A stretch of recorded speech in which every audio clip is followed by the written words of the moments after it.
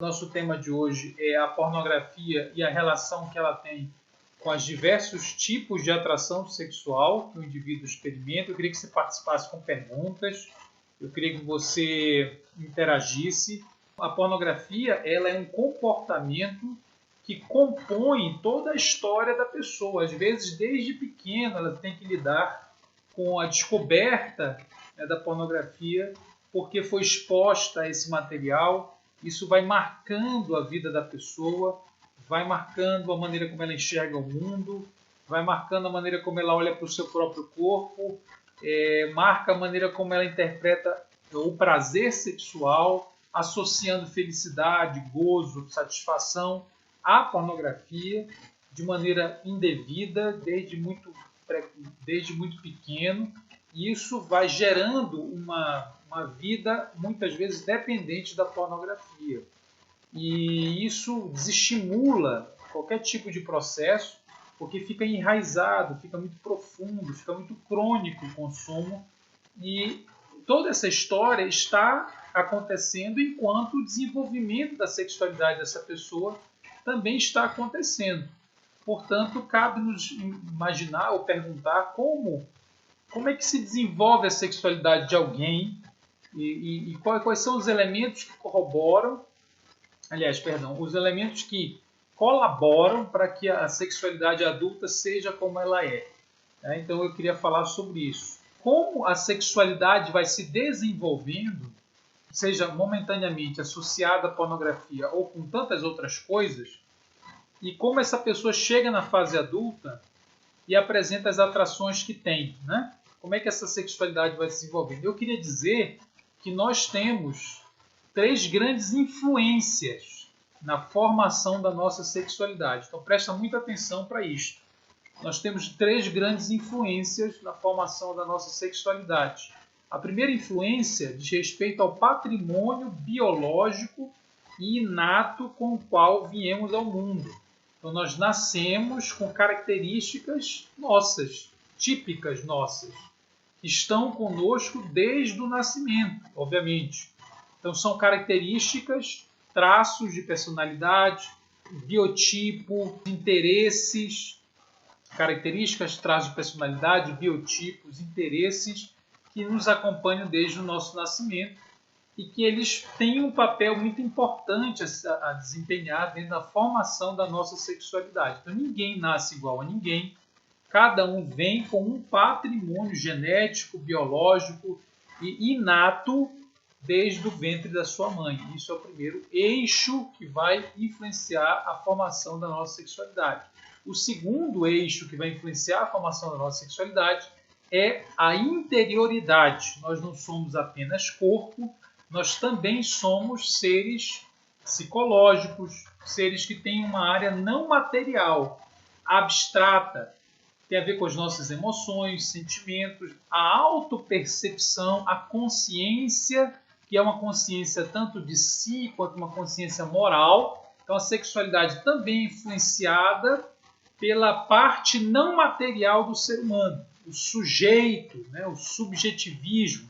Nós reagimos emocionalmente, afetivamente, aos ambientes nos quais nos inserimos, desde o ventre da nossa mãe. Então, o primeiro elemento é o elemento genético, biológico, que não determina as coisas, mas é um dos elementos que se influencia em uma determinada medida. O elemento psicológico, da interioridade do sujeito, que também tem o seu lugar na formação da sexualidade da pessoa. E, por último, nós temos o elemento social, que é o aprendizado, né? Aquilo, eu trago comigo traços essenciais com os quais eu nasci, que não tem a ver com a construção puramente social. Eu sou um sujeito pensante, eu sou um sujeito afetivo, um sujeito que reage tanto a esse patrimônio, eu olho para mim mesmo e reajo a mim mesmo, né? Eu sinto coisas a respeito de mim mesmo, eu vou tomando consciência da minha própria existência e me relaciono com o mundo exterior também de maneira subjetiva, afetiva, né? E, por último, eu aprendo com as referências culturais, sociais, principalmente no que se refere ao masculino e ao feminino. Então, por isso que a gente entende que as primeiras noções de masculino e feminino, como deve ser um homem, como deve ser uma mulher, vão sendo incorporadas pelo indivíduo a partir do momento que ele entra em contato com essas referências, ou do pai, da mãe, ou de figuras que representam para ele o masculino e feminino. E a pornografia pode já aparecer associada à figura masculina, por exemplo. Então, todo homem vê pornografia, ou toda mulher faz determinada coisa. Ser homem é ser isto aqui, que a cultura me apresenta. Então, a sexualidade é o resultado da articulação, da tessitura dessas três grandes realidades: a biologia, o psicológico e o social. Evidentemente que nós, como cristãos, entendemos que todas essas áreas foram criadas por Deus, estão refletindo a imagem e semelhança do Criador, e Deus tem um propósito específico para cada uma delas. Elas não são acidentais, não são pura construção social, não estão dispostas da maneira que estão dispostas porque nós simplesmente surgimos do nada. Não, nós temos um autor, nós temos alguém que nos deu propósito para esse corpo, que nos dá propósito para as nossas emoções, que nos dá propósito, mesmo quando as nossas relações não são muito boas. Então, eu diria para vocês que nós cristãos acreditamos que corpo, psicológico, social, tudo isso é espiritual. Então, não tem uma outra quarta dimensão espiritual que estaria em paralelo a essa. Não, tudo isso é espiritual, porque todas essas áreas humanas foram criadas por Deus e o humano precisa descobrir quem ele é em Deus, né? Enquanto ele vai tentando decifrar quem ele é como um ser físico, quem ele é como um ser psicológico e quem ele é como um ser social. E a sexualidade aparece aí nesse contexto. A pornografia é uma relação com o mundo precária, errada, incorreta. A pornografia é uma relação com a realidade completamente distorcida. Eu vou até repetir para ficar mais fácil. A pornografia é uma distorção da relação que eu deveria ter com a realidade, com o corpo do outro, com a sexualidade, com a minha própria sexualidade e a sexualidade dos outros. Porque a pornografia me leva a objetificar o corpo dos outros, me leva a aprender que é normal, que é natural esse tipo de relação, e às vezes desde a infância ou mesmo desde a adolescência vai me deseducando para o amor, para uma relação entre pessoas, porque ela se funda na relação entre uma pessoa, sou eu, e um objeto, ou em assistir pessoas fazendo sexo simplesmente como um teatro artificial, artificializando a intimidade, porque ali não há intimidade, para gerar excitação em alguém. Então, nesse sentido, a pornografia é uma distorção da realidade, da interação que eu deveria travar com as pessoas, com o mundo, e eu vou aprendendo a partir dela o que eu não deveria aprender. Tá bom? Então, isso é muito importante a gente estar atento. E ela vai se apresentar dentro desse contexto das minhas características biológicas. Alguns são mais predispostos à pornografia do que outros, porque elas estão biológicas, genéticas. Alguns são emocionalmente mais vulneráveis à pornografia do que outros, porque eles não conseguem lidar ou lidam de maneira mais precária com o estresse do dia a dia e recorre a esse expediente, a pornografia, para aplacar a dor e o estresse do dia a dia. Outros são mais vulneráveis à pornografia porque estão expostos, socialmente expostos, a um ambiente mais tóxico, mais erotizado. Você acompanhou então? Vou repetir. Alguns nascem com características que os predispõem a determinados tipos de comportamentos, características até mesmo biológicas. Isso não é um determinismo, isso é apenas um elemento presente em algumas pessoas, porque você não é refém dos seus genes. Alguns estão mais predispostos por questões afetivas, porque cresceram emocionalmente, sempre associando a satisfação, consolo e a felicidade à pornografia, foram condicionados a buscar ali o afeto, o alívio, tá? E outros são mais predispostos por causa da dimensão social. Eles estão envolvidos em um ambiente mais lotado de erotismo, às vezes até de abuso ou de negligência por parte daqueles que deveriam cuidar. e esses são expostos a muito material pornográfico desde muito cedo. Isso, eu estava com essa dúvida se a pessoa já tem uma predisposição para a pornografia. Então, eu não estou afirmando que existe um determinismo biológico, por favor, né? Questão biológica tem a ver com relação hereditária. Não, eu não estou falando sobre isso. Aliás, desculpa, claro, todo tipo de genética tem a ver com a questão hereditária, né? É claro, porque nós herdamos metade da nossa genética de um genitor e a outra metade de outro genitor. Mas o que eu quero dizer, eu não estou afirmando que existe um determinismo biológico para você ver pornografia. O que eu estou afirmando é que todos os nossos comportamentos, em qualquer área, sempre são influenciados pelas características com as quais nós nascemos. As características, inclusive físicas, ok? Inclusive níveis hormonais, outras coisas, genética. Agora, nada disso é uma justificativa, é uma obrigação. Por quê? Porque o ser humano, ele, apesar de ter esse componente genético, ele não é só o gene, ele é um ser moral, ele é um ser psicológico, ele é um ser social. E sobre todas as coisas, ele é um ser espiritual. E eu, como expliquei, o espiritual não é uma quarta dimensão, então teria o biológico, o psicológico, o social, e haveria uma quarta dimensão espiritual. Não, as escrituras não tratam assim. As escrituras deixam claro, tudo que é o homem e que é a mulher reflete a imagem e semelhança de Deus. Fala sobre Deus, deve ser dedicado a Deus. Portanto, tudo, o corpo, o psicológico e as relações sociais, são de Deus e para Deus. E nós não somos reféns a uma delas. Então, esses elementos precisam ser encarados como elementos constitutivos da nossa sexualidade, mas não como justificativas para que a gente siga em determinado tipo de comportamento.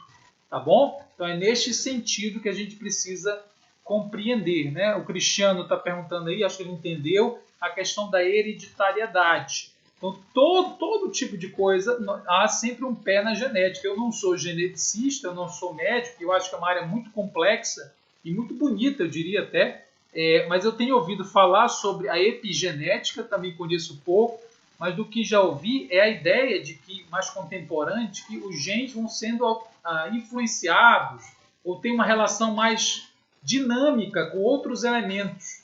Tá? Então, os nossos genes não estão assim nos definindo de maneira completamente estável. Né? Há uma relação entre tudo que eu vivo, com a minha carga genética, o que eu sinto, até mesmo o que eu como, e assim por diante. O ser humano é bastante complexo por causa disso. As coisas geralmente não têm uma única causa. As coisas são multicausais. E a pornografia é isso mesmo. A pornografia tem a ver, muitas vezes, com a maneira como você lidou com a área afetiva. Repito, muitos precocemente associaram a pornografia e a masturbação e a outras coisas, associaram isso à felicidade. É o único momento de um toque feliz que a pessoa vivia era aquele. Então, como deixar a pornografia se ela é aquilo que me protege da dor, se é o meu escape do sofrimento? Como abandonar a pornografia se lá é o lugar no qual eu posso esquecer, eu posso descansar, eu posso aliviar? Como deixar a pornografia se foi a maneira que eu aprendi a viver a minha sexualidade desde idades muito baixas, né? Desde muito novo. Então, a pornografia vai nos enredando, vai nos aprisionando, também devido à relação que nós travamos com ela desde pequeno, enquanto a nossa sexualidade ia sendo formada. Enquanto a nossa sexualidade ia sendo formada. Então, é muito importante a gente ter essas noções. A sexualidade humana não é só biológica, não é só psicológica e não é só social. Ela é um entrelaçamento dessas três dimensões, pelo menos, e todas elas são espirituais.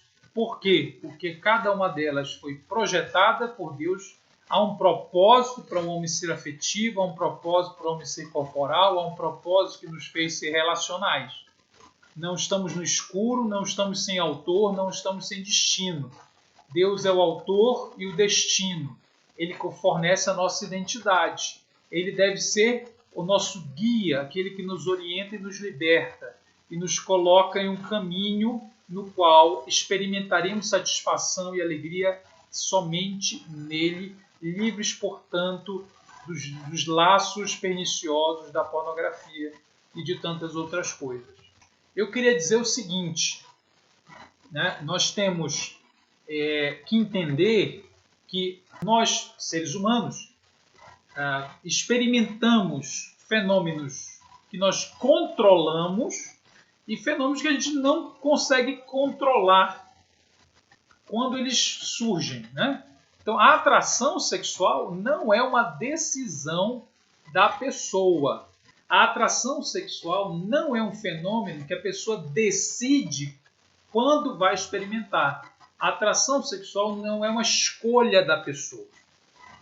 A pessoa escolhe o que fazer quando se ver tentado. Portanto, ela não tem uma justificativa. Todos os seres humanos, qualquer que seja o tipo de atração que experimentam, escolhem o que fazer quando são tentados. Eles não escolhem ser ou não tentados. Ele não escolhe ter ou não aquela atração específica. Quando ele se vê diante dela, ele toma uma decisão. Eu vou pôr a minha atenção nesse objeto, eu vou tirar a minha atenção dessa pessoa, desse objeto. Ok, gente? Então, a atração sexual, ela não define a identidade da pessoa. A atração não é quem você é, porque você não decide ter a atração que tem. Você pode decidir o que fazer com a atração que tem. Isso é muito importante, porque o mundo de hoje quer nos convencer de que nós, na verdade, somos as nossas atrações, elas são nossa identidade última e elas, por isso, não podem ser questionadas, elas não podem ser...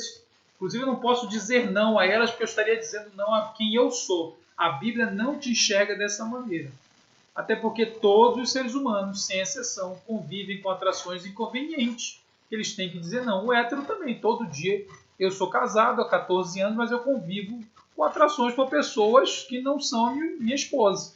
E eu tenho que decidir o que fazer. E eu posso dizer não, sem me negar a minha identidade. Não. É negar a atração que se apresenta, porque eu quero viver pelo que eu creio. E eu creio que Deus me criou para ser fiel à minha mulher, mesmo que eu conviva com o sentimento contrário a isso e diga não a ele. Isso eu não entro em crise quando eu digo não a ele. Tá? Então, as atrações sexuais têm essa dinâmica. Tá? Então, isso é muito importante você entender. Olha, como posso ajudar uma pessoa que tem atração pelo mesmo sexo? A pessoa se autocondena pelo fato de ter atração. Eu acabei de falar. A atração sexual, ela não é o pecado. Ninguém peca por ter experimentado uma atração. O pecado é uma decisão frente à atração que tem. Por isso, ele precisa relacionar-se de uma maneira correta com as atrações. Eu vou dar, de novo, um exemplo para você entender. Qualquer heterossexual, você fala aí de pessoas que têm atração pelo mesmo sexo. As pessoas que têm atração pelo sexo oposto têm atrações e tem que dizer não a elas todos os dias também. Sim ou não? Se um cara tem atração heterossexual e é solteiro, ele convive diariamente com atrações que, se ele der vazão, ele vai pecar. Porque o propósito de Deus para a sexualidade dele ou é o celibato ou é o casamento.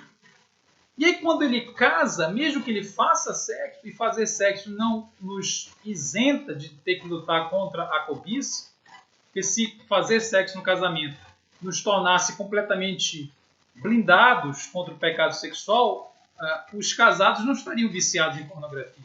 Afinal de contas, eles podem eventualmente fazer sexo. E as coisas, você percebe que não funcionam assim. Então, os casados também convivem com atrações que ele tem que dizer não. Só que eles não entram em crise. Eles entendem que a atração não é a base da sua essência, da sua identidade. A atração não é um termômetro que mede a minha espiritualidade. Se eu tenho atração homossexual ou heterossexual, quer dizer, se eu tenho atração homossexual, então eu não fui salvo, não está funcionando, eu não cheguei em lugar nenhum. Essa leitura está equivocada, porque qualquer pessoa heterossexual que foi salva, que foi liberta, convive com atrações inconvenientes se a decisão dela for de santificação. Então essa pessoa precisa conhecer o Evangelho, o que o Evangelho fala sobre ela, como é que o Evangelho a define, e deixar de ser definida e deixar de ser perseguida por esse critério que é: eu só vou ser de Deus se eu tiver atração heterossexual. Eu não estou dizendo que o padrão de Deus não é a heterossexualidade. É claríssimo nas Escrituras que o padrão de Deus para a vida do ser humano é a união entre um homem e uma mulher. A homossexualidade é pecado. A prática da homossexualidade é pecado. Ponto. Eu estou me referindo ao pecado quando eu estou falando de atração? Não. Eu estou me referindo à cobiça? Não. A atração sexual não é cobiça. Cobiça é um ato da mente, um ato voluntário. É pôr a atenção mental naquilo que não me pertence. Cobiça é pôr voluntariamente a atenção mental naquilo que não me pertence. Ok? Isto é cobiça. Portanto, é um ato volitivo do coração do homem e da mulher. A atração é o que ele se vê atraído. Todo mundo se vê atraído e tem que decidir o que fazer com a atração que tem. Ok? Então isso é muito importante da gente diferenciar. Então nessa questão biológica, você acredita em uma pessoa que possa nascer com a predisposição à homossexualidade, né, homossexualismo? Veja, não funciona desta forma. Inclusive, mesmo os compêndios dos movimentos LGBT não trabalham, a maioria deles não trabalham mais com essa expectativa de que a homossexualidade tem um gene que a define, né, que estaria ali. Isso não funciona dessa maneira. Tá? A sexualidade de qualquer pessoa é o resultado de uma série de fatores, entre eles os biológicos, e passando pelas questões psicológicas e passando pelas questões sociais, de construção. Tá? E Deus, lógico, as nossas crenças sobre quem é Deus, sobre quem eu sou, sobre quem é o outro, vão influenciar cada uma dessas áreas. O que acontece, deixa eu te explicar, Caio, as pessoas nascem com características biológicas, temperamento, interesse. Por exemplo, menino que não nasce tão testosterônico, não tão agressivo, não nasce jogador de futebol, nasce mais sensível, mais menos, sei lá, com certas características, ele nasce fora do estereótipo cultural para aquele gênero, para aquele sexo. Então, na cultura tem um estereótipo, né? Então, a pessoa nasce fora do estereótipo. Quer dizer que nasceu gay? Não. A menina nasceu, não é tão Barbie, ela nasceu lésbica? Não. Ela nasceu uma mulher, ela é uma criança, ela vai desenvolver uma série de coisas, mas ela nasceu com certas características que não coincidem com o centro do estereótipo para aquele sexo. E então ela tem um processo mais complicado de afirmação da sua identidade. Ela vai provavelmente ter mais dificuldade, porque a cultura mesmo vai considerar que ela não é tão mulher assim. O menino vai ser taxado de viado, de marica, vai ser humilhado, provavelmente, porque é muito ruim. E ele tem mais dificuldade de afirmação a respeito da sua própria identidade masculina. Então ele precisaria de mais afeto, mais aceitação nesse sentido, né? Não aceitação de comportamento nenhum, é no sentido da aceitação do indivíduo e de mais afirmação, né, de figuras masculinas na fase de infância. E às vezes acontece o inverso. Então não é que se nasce, tá, homossexual ou lésbica. A ideia é a sexualidade de qualquer um é o resultado de um entrelaçamento de vários fatores biológicos, afetivos, sociais. E um dos elementos que nós nascemos é que às vezes não coincide com a expectativa dos pais, com a expectativa cultural para aquele sexo. E aí esse processo de afirmação, porque eu não nasço sabendo o que significa ser homem, eu preciso aprender, como ninguém nasce sabendo o que significa ser mulher, precisa aprender através das referências, esse processo de afirmação é mais dificultoso e pode influenciar essa pessoa até a fase adulta. Veja que eu falo no pode ser, é possível, porque não existe regra, fórmula nesta área. Não existe assim, 2 mais 2 é 4. Como lidar com uma igreja que é tão heterocêntrica que às vezes esmaga a vida de tantas pessoas que são atraídas pelo mesmo sexo, mas que decidiram pelo celibato, muitas vezes de forma velada ou não. Tentam empurrar um casamento. Então, a igreja Eu não sei se a igreja é heterocêntrica, eu não sei. Vou te dizer duas coisas. Primeiro, de fato, as escrituras consagram a união entre um homem e uma mulher como o propósito de Deus para a raça humana. E, se não é isto, é o celibato, como você bem disse. A igreja, muitas vezes, erra em todas as áreas. A igreja é imperfeita, porque ela é feita de pessoas como nós. Então, imperfeitos somos nós. Tá? E construímos uma comunidade que está em profundo processo de transformação. Precisa estar em constante processo de transformação, porque ela não será nunca perfeita. Agora, essas pessoas que estão agindo de maneira, como você colocou, esmagando pessoas, realmente não estão sendo o melhor testemunho do evangelho para essas pessoas. Ou porque a pessoa chega e diz assim, eu tenho atrações homossexuais, ou mesmo quando a pessoa diz, eu sou viciado em pornografia. Muitos não recebem essa confissão, não ajudam, não apoiam. Eu conheço muita gente que fala, Davi, eu não posso falar sobre pornografia na minha igreja, na minha comunidade, porque ninguém vai conseguir me escutar, vão me taxar, não vão me dar a mão, vão me julgar automaticamente e me mandar para o inferno. Então eu conheço essa realidade, eu sei que isso é verdade, isso vai desumanizando e isolando as pessoas, principalmente aquelas que parecem que não podem mais ter nenhum tipo de falha, que já são super-homens e super-mulheres. Muito comum com os líderes.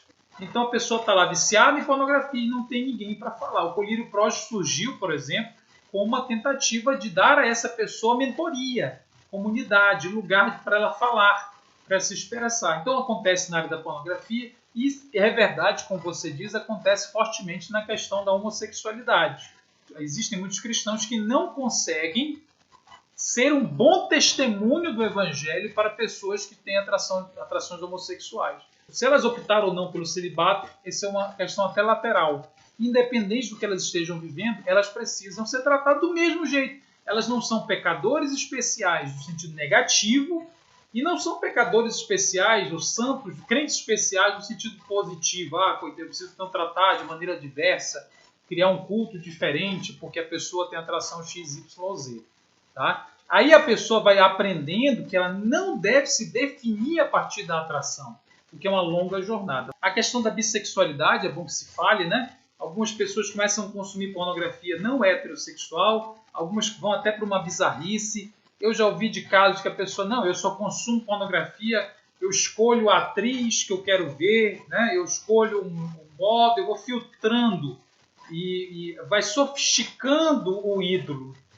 A pornografia é um grande ídolo que pode ser sofisticado, que vai ganhando contornos de acordo com as nossas carências momentâneas, né? De acordo com a nossa busca, sempre por novidade.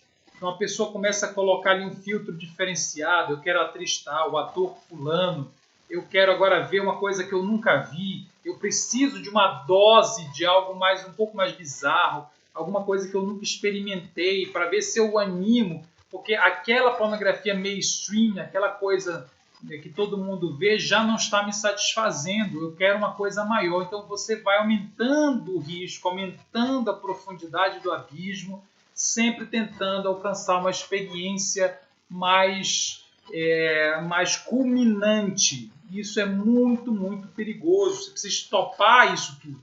Você precisa parar esse processo. Você precisa olhar para dentro de si e ver um coração sedento por uma experiência que só Deus pode lhe proporcionar.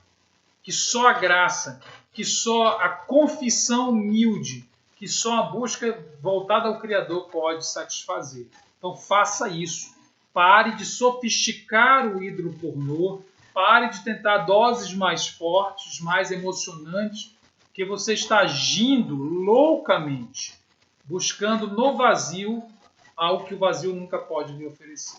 Isso é um processo que tem a ver com esse tipo de atração, né? Pelo inusitado, pelo diferente. Eu já pesquisei em alguns lugares. No Brasil, usa-se expressões como mãe, que é a busca pela pornografia que inclua incesto. Pornografia que inclua incesto. Porque é só assim que a pessoa consegue chegar num ápice de tão louco que ela está por uma experiência diferenciada. Imagine esse vazio, né? Então, gente, o caminho é a gente ser honesto, é a gente pedir ajuda, fazer uma confissão humilde, não precisa falar de minúcias da que você viveu, mas seja bastante extensivo. Procure ajuda, procure, porque isso é muito sério. Como lidar com a pessoa que diz, cansei de lutar pelo que realmente sou? Então, aí está a grande questão, né? Precisa perguntar para ela quem define quem ela é. A pessoa afirma que essa é a sua natureza. Enquanto ela afirma essa, ela tem todo o direito, tá? O país é livre. Nós estamos vivendo um país livre no qual você tem todo o direito de achar que deve se definir a partir das atrações que tem. Ok, isso é um estilo de vida. E eu queria te apresentar um outro, que é você vai precisar realmente olhar para o Evangelho e dizer, nossa, o Evangelho é uma mensagem de Deus sobre quem eu sou, segundo a ótica de Deus. Então ele tem que abrir mão da sua ótica humana e pensar a si mesmo para além dos seus sentimentos e atrações. E pensar a si mesmo confiando que Deus vai dar a ele a satisfação necessária para viver, mesmo que ele tenha que negar a si mesmo. Agora veja, o heterossexual também faz isso. Porque se depender das minhas atrações, eu transo com um monte de gente. E eu decidi ser fiel à minha esposa. Então, quando eu nego a atração por uma outra mulher, que não é meu cônjuge, minha cônjuge, quando eu nego isso, então eu não estou negando a minha natureza, eu não estou lutando contra quem realmente eu sou, porque para mim, eu não sou o resultado das minhas glândulas, ou dos meus hormônios, ou das minhas atrações, ou mesmo dos meus genes. Eu sou definido pelo Criador, pelos seus propósitos revelados nas Escrituras. É isso que significa ser cristão. É ser definido pelo que se crê. Mesmo que eu conviva com atrações. Então, ele não é o único. Ele tem que sair dessa postura de vítima. Ele não é o único que tem que dizer não a atrações. Porque se disser sim, peca. Portanto, dizer não à atração não tem nada a ver com dizer não à sua natureza.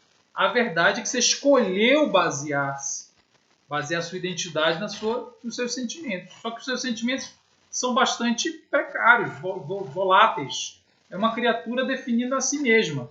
Eu quero te convidar a se ver através dos olhos do Criador. O que ele tem para você. Confiar no seu amor e na sua graça, que vai te dar uma vida cheia dele. Né? Mesmo que tenha aflições, mas é cheia da própria pessoa de Deus.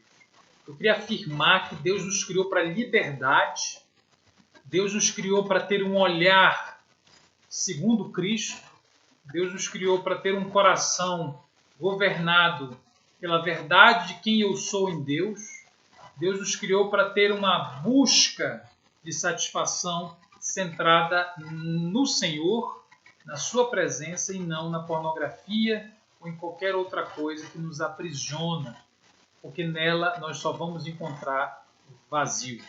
Tudo é vaidade debaixo do sol, se a minha vida debaixo do sol gira em torno de pornografia, pornografia, pornografia e pornografia. E mais um pouco de pornografia para ver se eu consigo suportar a existência. Isso tudo é correr atrás do vento. A vida cheia de pornografia é a vida de correr atrás do vento. Pare e lembre-se do Criador, como diria em Eclesiastes. A Bíblia lá em Eclesiastes afirma. Lembre-se do Criador agora, não depois, quando os dias forem maus. Agora, lembre-se do Criador, porque ele tem conteúdo, ele não é vazio, ele é Deus, ele é tudo que você precisa.